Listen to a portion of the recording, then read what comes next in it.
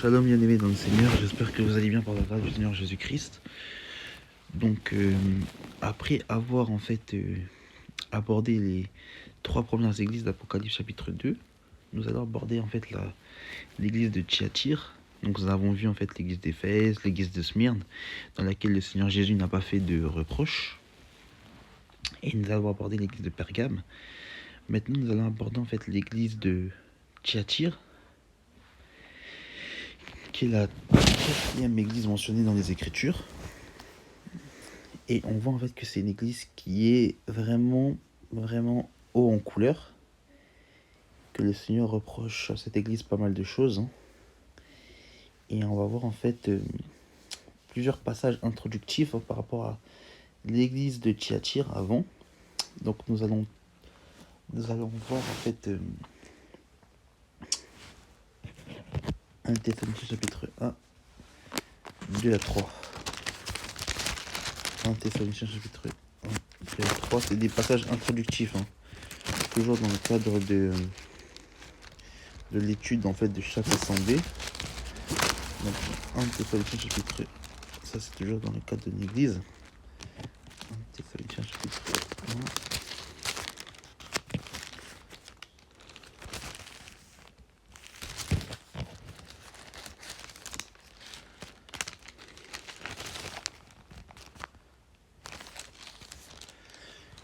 Il est dit, 1 Thessaloniciens chapitre 1, versets 2 à 3, il dira, l'apôtre Paul dira, nous rendons grâce à Dieu pour vous, faisant mention de vous dans nos prières. Nous rappelons sans cesse l'œuvre de votre foi, le travail de votre amour et la fermeté dans l'espérance en notre Seigneur Jésus-Christ devant le Dieu et notre Père.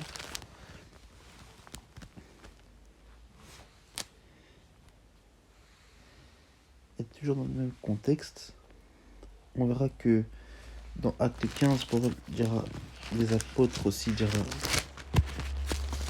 seront dans le même langage. Acte 15, 28 à 29, il dira, Acte 15, 28 à 29, car il est venu bon au Saint-Esprit et à nous de vous imposer aucune charge de ce qui est nécessaire, à savoir de vous abstenir des viandes sacrifiées aux idoles et du sang, des animaux étouffés et de la débauche, contre des choses que vous trouvez bien de tenir en garde. Retenez ces passages parce que nous allons parler des viandes sacrifiées aux idoles, etc. Bon, je m'arrête là. Donc ça, c'est des choses qui seront mentionnées dans les passages. Donc, nous allons lire le verset 18 du chapitre 2 d'Apocalypse, écrit à l'ange de l'église de Thyatire. Il faut savoir que l'église de Thyatire, qui est mentionnée dans la ville de Thyatire, est mentionnée dans Acte 16, verset 14. On sait que l'église n'est mentionnée que dans l'Apocalypse. Donc, nous allons prendre Acte 16, verset 14, et nous allons voir que la ville de Thyatire est mentionnée. Et vous avez vu les passages que je vous ai cités premièrement, retenez-les car ils font référence à ce que nous allons traiter dans l'étude ou dans le cours sur l'église de Thyatire. Apocalypse chapitre 16, verset 14, il dit, l'une d'elles, nommée Lydia, marchande de pourpre de la ville de Thyatire, était une femme craignant Dieu, et elle écoutait le Seigneur lui ouvrit le cœur pour qu'elle soit attentive à ce que disait Paul. Lorsqu'elle eut été baptisée avec sa famille, elle nous fit cette demande. Si vous me jugez fidèle au Seigneur, entrez dans ma maison et demeurez-y. Elle nous pressa par instance. Donc on voit que à Thyatire, Paul avait quand même commencé une œuvre. Il avait baptisé une femme avec sa famille.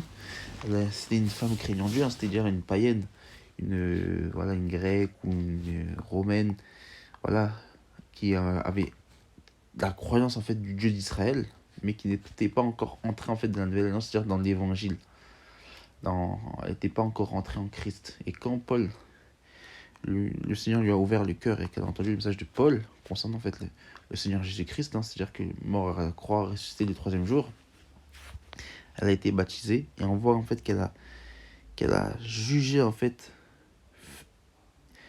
qu'elle a, qu'elle a insisté auprès de Paul pour qu'il reste en fait chez elle. Donc on voit que Paul en fait avait commencé déjà une œuvre à Thyatire en fait. Donc, mais l'église de Thyatire n'est mentionnée qu'une fois en fait, et c'est dans l'Apocalypse, chapitre 2 à partir du verset 18. Et le Seigneur va dire, voici ce que dit le Fils de Dieu, celui qui a les yeux comme une flamme de feu, et dont les pieds sont semblables à de l'airain ardent.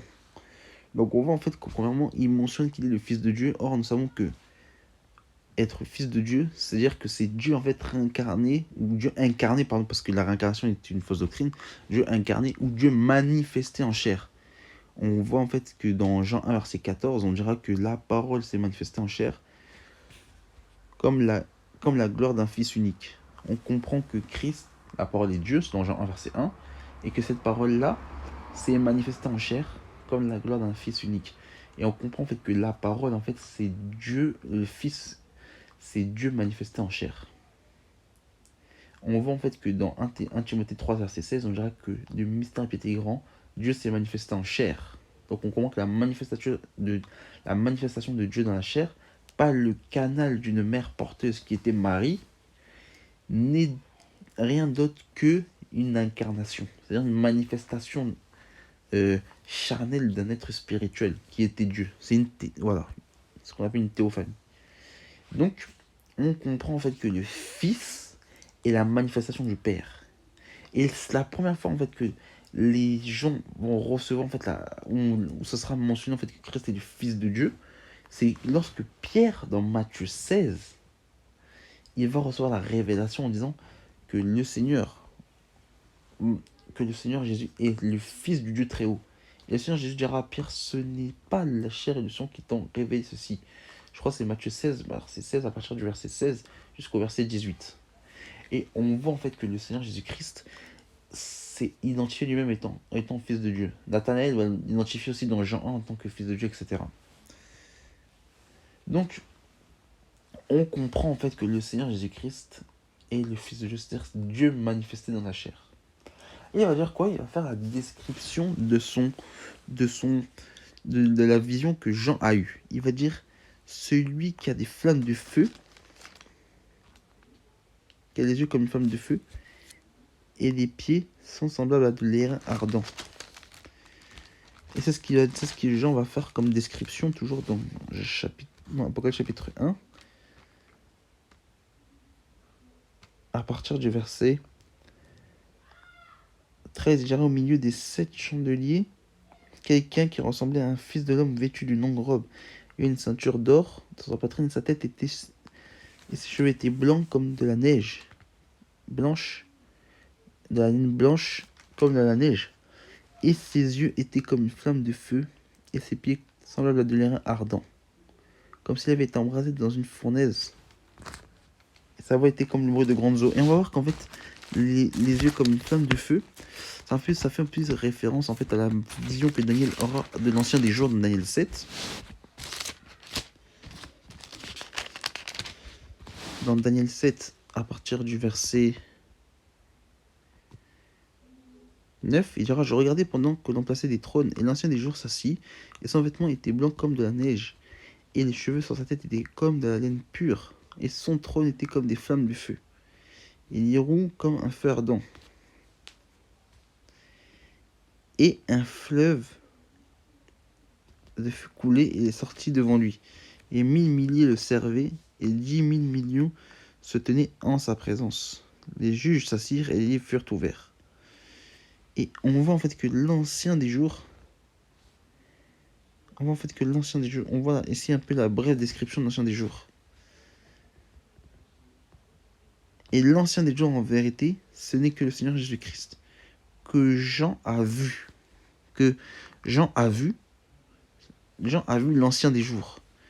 Et l'ancien des jours que Daniel a vu, c'est le Seigneur Jésus-Christ. On voit les deux descriptions qui sont semblables. Donc on comprend en fait que l'ancien des jours dit que le Seigneur Jésus-Christ, et que celui que Jean a vu dans Apocalypse chapitre 1, et bien en vérité, c'est l'ancien des jours qui s'est révélé à Daniel. Et voilà pourquoi en fait on explique que Daniel et Apocalypse sont des livres sœurs sont des livres qui se complètent parce qu'on voit que Jean et Daniel et Jean ont la même vision, mais selon différentes couleurs. C'est comme en fait la tenue de Joseph qui était une seule robe. On voyait une seule robe, mais qui était une robe bariolée qui avait plusieurs couleurs. On pouvait trouver différentes couleurs. C'est comme l'arc-en-ciel. Il y a différents types de couleurs, mais ça reste une seule arc qui symbolise l'alliance et qui va apparaître sur le trône dans Apocalypse chapitre 4. Donc continuons la lecture. Il dira, voici au verset 19, je connais tes œuvres et ton amour, ta foi, ton service fidèle et ta constance. Et tes dernières œuvres plus nombreuses que les premières. Mais regardez ce que le verset va me dire. Mais juste ce que j'ai contre toi, c'est que tu laisses la femme Jézabel, qui se dit prophétesse, enseigner et séduire mes serviteurs. Donc déjà, il faut savoir qui est Jézabel. Lorsque nous regardons dans les Écritures, nous, si nous voulons savoir qui est Jézabel, il faut qu'on aille directement dans l'Ancienne Alliance. Et en fait, c'est dans 1 Roi, chapitre 16, 31-31, on dit qu'en fait, Jézabel, c'était l'épouse du roi d'Akab, c'était le roi d'Israël, hein, et elle était d'origine païenne. Et en fait, elle a influencé fortement son mari et eu parfois une attitude criminelle. Par exemple, elle avait tué en fait Naboth à cause de sa vigne. Hein, et on peut lire dans plusieurs passages, hein, dans 1 Roi chapitre 18 verset 4, prendre 1 Roi chapitre 16 verset 19 verset 16, 1 Roi chapitre 16, déjà pour un peu dépeindre qui est Jézabel. 1 Roi chapitre 16 30-31, 1 Roi chapitre 16 30-31, on dirait Akab fils d'Omri fit ce qui est mal aux yeux de l'Éternel plus que ceux qui avaient été avant lui, et comme si c'était pour lui un peu de choses et de se livrer au péché de Jéroboam fils de Nabat, il prit pour femme Jézabel fils d'Edbal, roi des Sidoniens, et il alla servir et se prosterner devant lui. Il éleva des autels de Baal, etc. Donc, qu'il bâtit en Samarie. En fait, Akab, il avait épousé une Sidonienne qui était Jézabel. Jézabel était d'origine sidonienne. Et l'un des comportements en fait les plus dangereux qu'a Jézabel a eu, on peut prendre toujours dans 1 Roi chapitre 18 verset 4, on va voir comment le comportement de Jézabel, la domination qu'elle avait. 1 Roi chapitre 18 verset 4, elle dira, et lorsque Jézabel extermina les prophètes de l'Éternel, Abias prit 100 prophètes qu'il cacha 50 par 50 dans une caverne, et où il avait pris du pain et de l'eau. Donc on voit en fait qu'ici, Jézabel avait exterminé tous les prophètes, de l'Éternel. Jézabel avait fait mourir les prophètes de Dieu. On va prendre un autre passage. C'est pour dépeindre en fait la personnalité de Jézabel. En plus, le passage d'Apocalypse, ça nous dit qu'elle se dit prophétesse. Continuons. Toujours, ça c'est pour exprimer un peu l'esprit de Jézabel. Toujours, Apocalypse chapitre 19, 1 Roi chapitre 19, 1-3. Akab rapporta à Jézabel tout ce qu'il avait fait à Élie. Et comme il avait tué par l'épée tous les prophètes, Jézabel envoya un messager à Élie pour lui dire que les dieux me traitent en toute leur rigueur si demain à cette heure, je ne fais que de ta vie ce que tu as fait de la vie de chacun d'eux. Élie, voyant cela, se leva et s'en alla pour sauver sa vie. Il arriva à Beer-Sheba, il qui appartient à Juda, et il y laissa son serviteur. Vous imaginez, elle a menacé Élie de prendre sa vie. Elle a menacé un prophète de Dieu. Vous voyez comment Jézabel a été meurtrière. Elle avait fait exterminer tous les prophètes. Elle menaçait la vie d'Élie, l'un des plus grands prophètes de Tanakh. Toujours encore dans 1 Roi chapitre 21, du verset 5 à 16. Ici on va parler en fait de la vigne de Naboth, hein, où Naboth va refuser en fait de donner sa vigne à Akab. Et Akab va faire quoi? Il va venir se plaindre de sa femme, et sa femme va envoyer en fait des individus pour tuer Naboth. Et regardez ce qu'il va dire à partir du verset...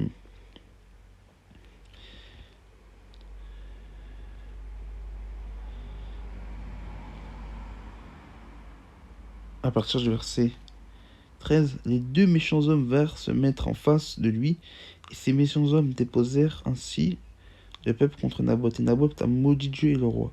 Puis ils le menèrent à la ville, et le lapidèrent et il mourut. Et ils envoyèrent dire à Jézabel, Naboth a été lapidé et il est mort. Lorsque Jézabel apprit que Naboth avait été lapidé et qu'il était mort, elle dit à Akab, lève-toi, prends possession de la vigne de Naboth de Jezréel, qui a refusé de te la céder pour de l'argent.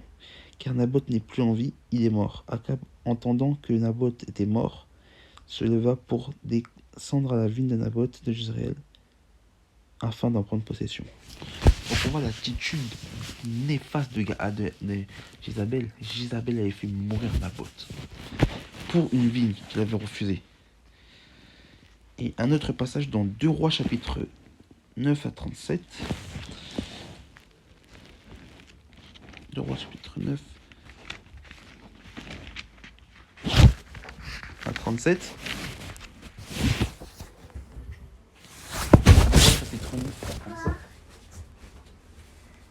2 Rois chapitre 9 à 37. 2 Rois chapitre 9 à 37. Excusez-moi. Hein.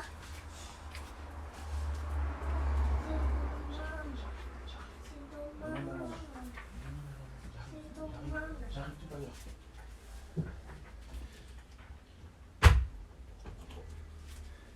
Excusez-moi, bien-aimé. J'ai un petit souci. Donc, toujours dans 2 Rois chapitre 9 30 à 37, hein, si je ne me trompe pas.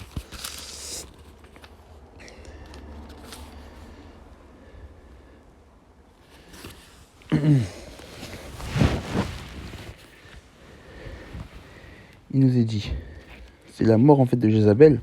On voit la mort et même l'esprit en fait qui était derrière, c'est-à-dire l'esprit de séduction, de domination. Jéhu entra dans Jezréel et Jézabel l'ayant pris, mit du fard à ses yeux et se para la tête et regarda par la fenêtre. Vous voyez, elle a vu Jéhu, elle a voulu le séduire, donc elle a mis du maquillage. Et comme Jéhu franchissait la porte, elle dit, est-ce la paix? Est-ce la paix, nouveau Zimri, assassin de son maître?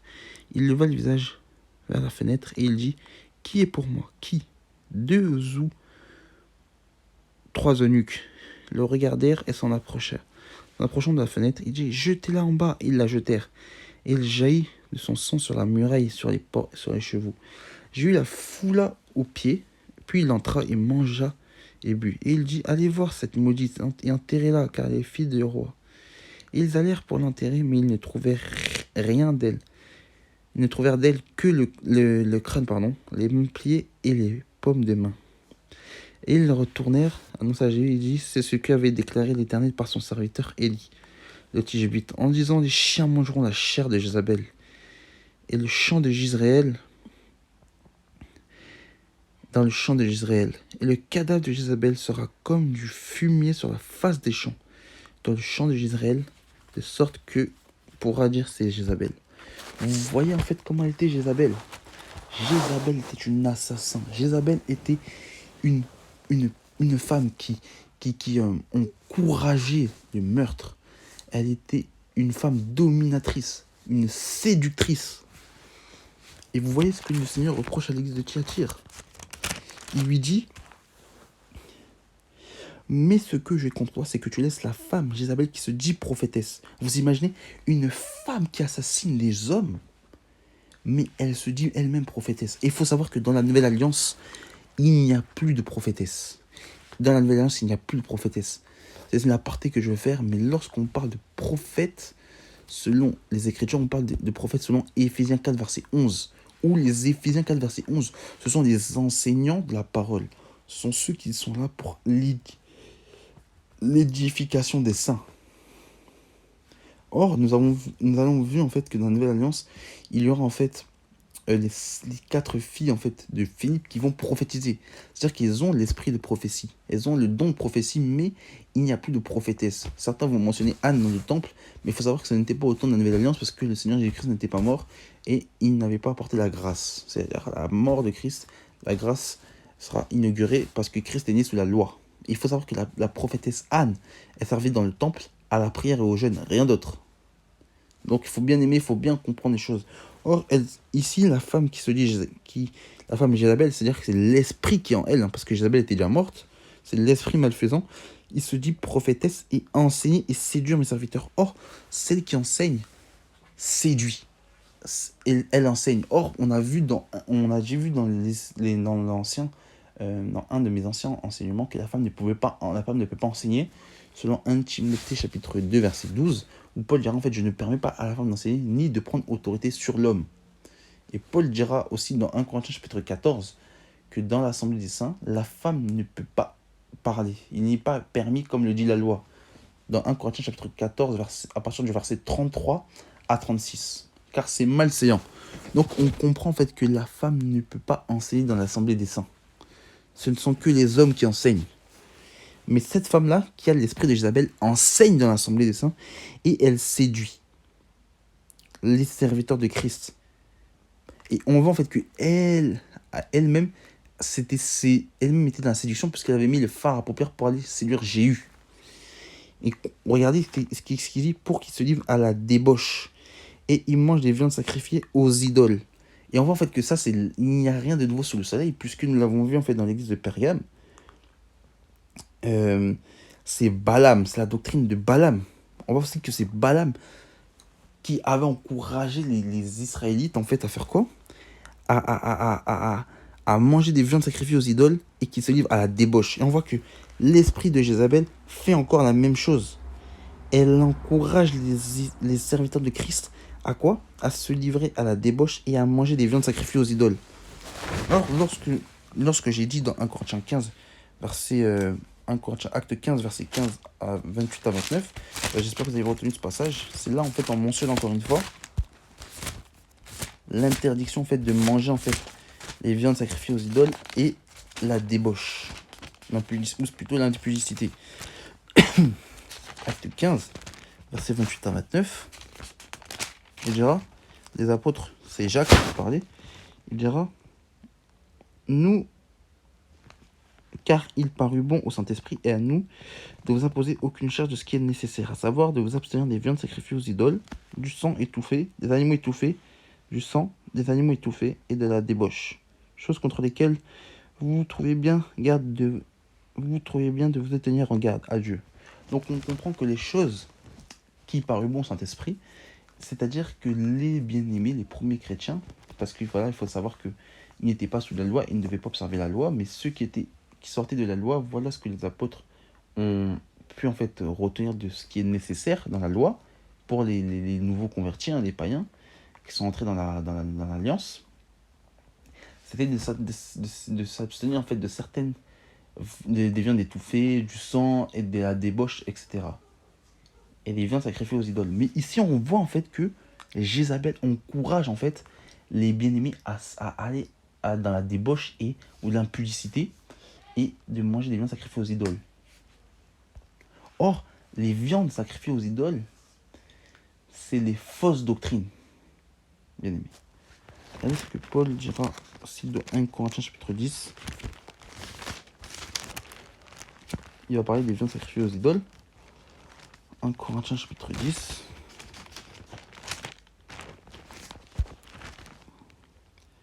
Verset 8. Il dira, et nous ne livrons pas point à la débauche. Là, c'est la débauche, hein. Comme quelques-uns d'entre eux s'y livrèrent, de sorte qu'il en tomba 23 000 en un seul jour. Cela fait référence en fait à l'histoire de Zimri en fait, hein. Dans Nombre 21, versets 4 à 9, hein. Ça fait référence à Zimri en fait avec Cosby, hein, quand ils se sont livrés à la débauche, hein, que Dieu avait tué 23 000 âmes en un seul jour. Et regardez ce qu'il dira aussi au verset, ça c'est par rapport à la débauche, hein, ce que Jézabel encourage, versets 19 à 22, où il dira: que je dis donc que la viande sacrifiée aux idoles est quelque chose, ou qu'une chose est quelque chose? Nullement. Je dis que ce qu'on sacrifie, on le sacrifie à des démons et non à Dieu. Or, je ne veux pas que vous soyez en communion avec les démons. C'est ça qu'on parle en fait des fausses doctrines, parce que celui en fait qui est dans les fausses doctrines est en communion avec les démons. Hein, c'est pour ça qu'on parle de ceci. Il dira au verset 21: vous ne pouvez boire la coupe du Seigneur et la coupe des démons. Et vous ne pouvez pas participer à la table du Seigneur et à la table des démons. Voulons-nous provoquer la jalousie du Seigneur? Sommes-nous plus forts que lui? Tout est permis, mais tout n'est pas utile. Tout est utile, mais tout n'est pas permis. Donc on comprend en fait que, par rapport aux viandes sacrifiées aux idoles, ce n'est même pas une question en fait de manger, de boire réellement, mais si nous allons en fait au-delà de ça, dans la portée spirituelle, nous comprenons en fait que aller dans la communion avec les démons, en fait, c'est aller en fait dans les fausses doctrines. C'est aller en fait dans les doctrines en fait qui sont contraires à ceux de Christ. Et c'est pour ça que l'apôtre Jean dira aussi dans 2 Jean, à partir du verset 9, il dira: quiconque va plus loin et ne demeure pas dans la doctrine de Christ n'a point Dieu, et celui qui ne demeure pas dans cette doctrine a le Père et le Fils. Et si quelqu'un vient à vous et n'apporte pas cette doctrine, ne le recevez pas dans votre maison et ne lui disez pas salut. Donc on comprend en fait que Jézabel en fait enseigne des fausses doctrines. Et il mange des viandes sacrifiées aux idoles. Ce qui est contraire aux Écritures. Il va dire quoi? Je lui ai donné un temps afin qu'elle se repente, et qu'elle ne veut pas se repentir de sa débauche. Voici, je vais la jeter sur un lit, et envoie une grande tribulation à ceux qui commettent l'adultère avec elle, à moins qu'ils ne se repentent de leurs œuvres. Il faut savoir que, bien aimé, si tu es dans une assemblée où aujourd'hui en fait il y a une femme qui enseigne, il n'y a pas en fait que la femme qui enseigne qui sera condamnée, mais il y a aussi les fidèles. C'est-à-dire ceux qui s'assoient et qui commettent l'adultère spirituel avec elle. Ceux-là aussi seront condamnés et recevront un jugement de l'Éternel. Et c'est pour ça en fait que si aujourd'hui il y a une femme qui prêche dans une assemblée, bien aimée, il faut fuir l'assemblée et prendre tes jambes à ton cou. Ne reste pas dans ces choses-là, parce que le Seigneur dira dans Apocalypse chapitre 18, il faut sortir de Babylone afin de ne pas participer à ses œuvres. C'est pas comme le Seigneur dira: sortez, Apocalypse chapitre 18, verset 4. Et j'entendis du ciel une autre voix qui disait: sortez du milieu d'elle, mon peuple, afin que vous ne participiez point à ses œuvres, et que vous n'ayez point part à ses fléaux. C'est ça qu'on parle des fléaux. C'est-à-dire que ils auront des tribulations, c'est-à-dire des jugements. Ils auront des tribulations, des jugements. Ils auront des tribulations et des jugements. Et c'est pour ça qu'il dira: voici, je vais la jeter sur un lit. Voici, je vais la jeter sur un lit et envoyer une grande tribulation à ceux qui commettent l'adultère avec elle, à moins qu'ils ne se repentent de leurs œuvres. Je frapperai de mort ses enfants. Voici la condamnation, et toutes les églises connaîtront que je suis celui qui sonde les reins et les cœurs. Et je rendrai à chacun selon ses œuvres. À vous tous les autres. Et il dira aussi: et ceux qui n'ont pas connu les profondeurs de Satan. Alors, peut-être les profondeurs de Satan font référence en fait à l'enseignement, hein, des choses que Satan a enseigné en fait à cette église, hein, des choses qui sont peut-être diaboliques. Ce sont des hypothèses parce que nous ne sommes pas sûrs, les Écritures ne sont pas en fait explicites là-dessus. Mais il dira en fait à ceux qui n'ont pas connu les profondeurs de Satan, et comme il les appelle: je vous le dis, je ne mets pas sur vous d'autres fardeaux. Or, nous savons que le Seigneur a bien dit que ce que Jézabel a fait, donc c'est ce que les individus les Nicolaïtes ont fait dans l'église de Pergame. C'est-à-dire encourager les gens à être dans l'adultère, dans la débauche, voilà, dans la débauche, et de manger les viandes sacrifiées aux idoles. Donc c'est-à-dire en fait de manger en fait des fausses doctrines et d'avoir une vie dissolue en fait, c'est-à-dire en contraire aux Écritures.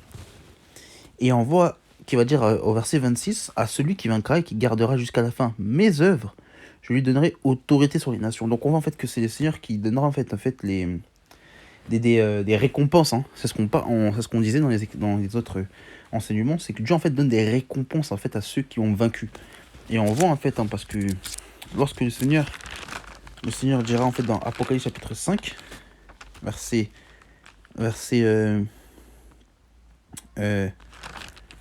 Apocalypse chapitre 5, à partir du verset 9, il dira que par ton sang, et il dira, et il chantait un cantique nouveau,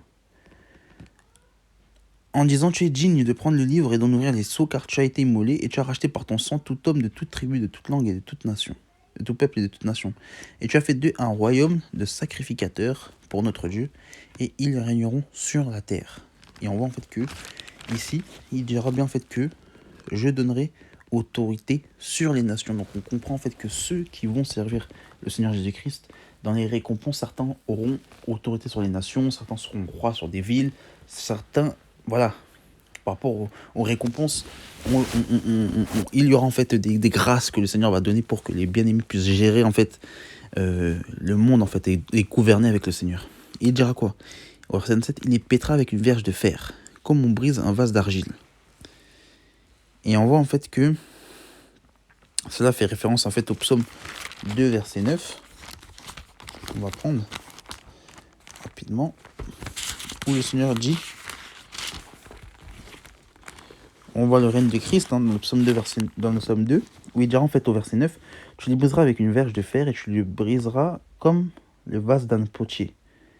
Et on voit en fait que ici c'est le Seigneur en fait qui va régner en fait pendant le millénium et même pendant après l'éternité. Et on voit en fait qu'il va briser en fait avec un verge de fer les vases d'argile, c'est-à-dire tous les rois, hein, et il va instaurer son royaume qui n'aura pas de fin, comme il dit dans Daniel 2 verset 44.